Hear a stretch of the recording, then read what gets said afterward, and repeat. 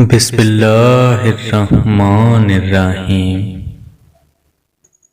حضرت ابو عبیدہ رضی اللہ تعالیٰ عنہ فرماتے ہیں کہ اللہ کے رسول کے لیے میں نے ہانڈی پکائی،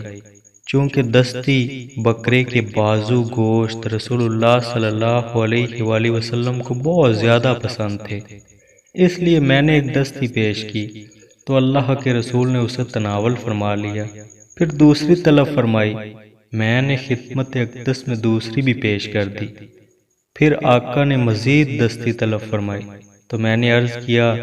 یا رسول اللہ صلی اللہ علیہ وآلہ وسلم بکرے کے دو ہی بازو ہوتے ہیں، تو رسول اللہ صلی اللہ علیہ وآلہ وسلم نے ارشاد فرمایا، اس ذات کی قسم جس کے قبضے میں میری جان ہے، اگر تم خاموشی پر عمل کرتے جب تک میں دستی مانگتا رہتا،